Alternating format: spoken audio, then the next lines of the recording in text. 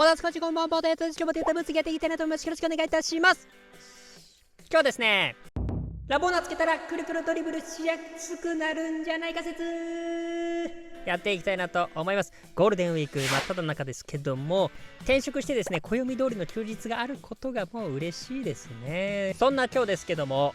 この以前のね動画見ていただいたでしょうかね。概要欄からチェックしていただければと思いますけども、ラボーナがつくことで軽くなるというところですね。これ結果としてですね、アウトサイドのところに関してはやっぱ効果があったわけですよね。そこに加えてですね、今回このボールキープというところの検証もしていきまして、ここに関してまた詳しいところに関してはまた概要欄からね見ていただければと思うんですけど、結果としてはですね、利き足の、くるくるドリブルの時には結構影響しているということが分かったわけですよね。で、この2つの検証なんですけど、こんなコメントいただきました。ラボーナってアウトサイドのタッチが速くなった気がするんですけど、この検証だとどうなりますか？へいへいへい。いや、ありがとうございます。そうですよね。確かにそうだなと思って、着眼点素晴らしい。なので、ラボーナ持ってる状態でくるくるしたらどうなるんだというとこですよね。なので、改めてラボーナの効果も含めて今回検証していきたいなと思います。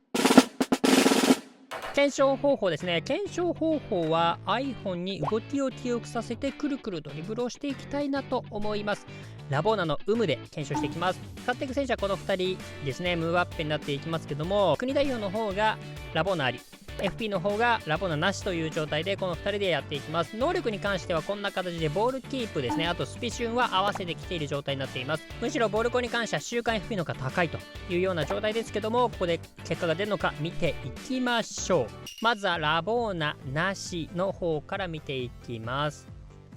でもボールキープ79なんでね、以前フィーゴでね検証したことありますが、その時みたいに若干ねこう引っかかりがあったりとかしても、それは致し方ないというかね、普通なのかなという印象はありますよね。ただ今回に関してはスピシュンがね90超えてますから、その辺に関してはね、ある程度こうレスポンスはよくね回ってくれたりもするのかなって気はするんですけどね。こう見るとね、案外ねよく回れてる気もするんですよね。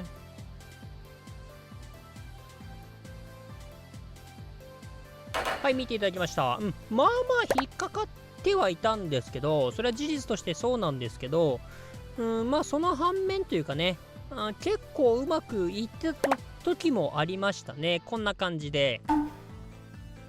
この辺とかはね、タッチ数も結構細かくて、若干引っかかってますけど、ある程度回れてましたよね。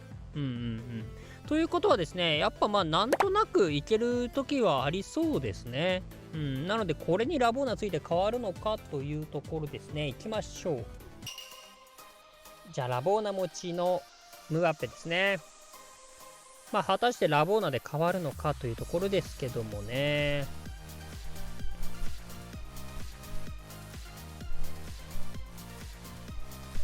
でもこうやって見るとやっ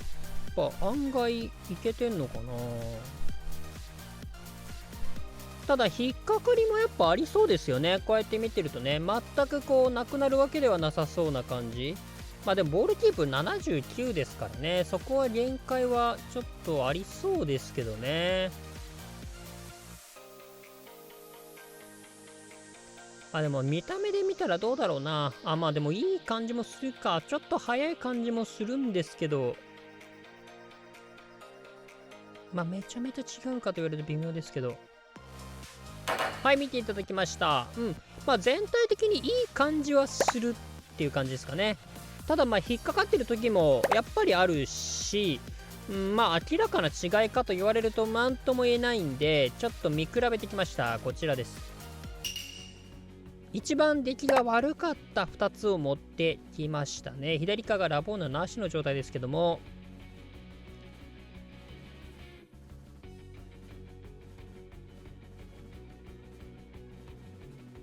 こうなっちゃうとあれですね。なるほど。ですね、まずはタッチに関して、ファーストタッチ、ラボーナりの方が早いですね。で、その後なんですけど、この辺ね、ここどちらも背面に行こうとしてる場面なんですけど、この後とか見てほしいんですけど、こことかね、もう完全に遅れてますよね。足一歩遅れてるね、完全にね。これね、だんだんちょっとずつなんですけど遅れてきてるって感じですよね。そうするともうこの時にはもう体の向きとか全然違くないですか？だいぶ遅れてるよね。最終的にはこれムバッペ、ラボーナなしの方はですね、もう回れなくなっちゃってね、ほら左足で扱っちゃったりとかね、そんなところもありましたね。ちょっと別のも見ていきましょう。今度一番良かった時ですね。この2つ見ていくんですけど、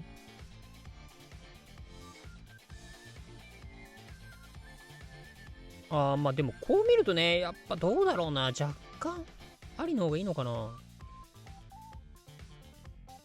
パッと見じゃ分かりにくいんですけど、よーく見るとですね、若干ラボーナありの方が早い気はしますよね、回るのが。ただちょっとやっぱ並べちゃうと難しいですね。分かりにくいんで、ちょっと重ねてみました。通常なのがラボーナありで、ピッコロみたいになってるのがラボーナなしという感じなんですけど、ここね、まずファーストタッチ同じですよと。で、この後なんですけど、ラボーナありのがね、若干やっぱ速くなるタイミング多かったですね。アウトサイドのタッチが。若干ね、このラボーナなしの方も、頑張ってね、追いつこうとしてる感じはあるんですけどね。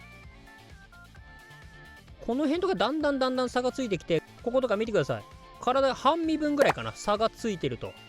背中が分かりますよね、向きでね。なので、こう見るとですね、いや、これどっちもいいなと思ったんですけど、案外違うのかもしれないですね。はい、というところで今日は結論です。ラボーナがあるとアウトサイドのタッチが遅れにくいとします。はい、いろいろ見てきましたけども、あえてですね、速くなるっていう表現よりは遅れにくいみたいな感覚がいいのかなと思いました。というのもですね、ラボーナあっても引っかかっちゃう時はもちろんあったし、逆になくてもいい時っていうのはやっぱりあったので、そういう表現かなと思いました。ただ総じてですね、ラボーナありの方が遅くなることは少なかったかなとは言えるかなと思います。で、今回特にね、ボルコン低くてもこの差だったので、ラボーナのおかげと言っていいかなと思いますね。はい。で、実際これ使ってた、これぐらい違ったら使用感変わるかもしんないかな。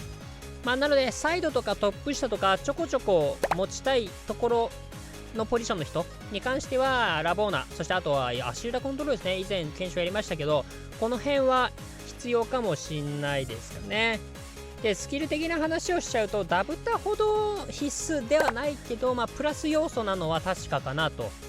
思いますので、週間 FP とかでついてた場合はね、その辺は評価してあげるというかなと思います。あとはスキルトレーナーで出てもね、全然落ち込む必要はないよということは言えるかなと思いますので、この辺は参考にしてみてください。はい、ここからは雑談になっていきます。今回ラボーナやってきましたけども、以前のね、こちらの検証も含めて、ラボーナのね、良さっていうのは分かってきたかなと思います。使用感に関してはですね、意識して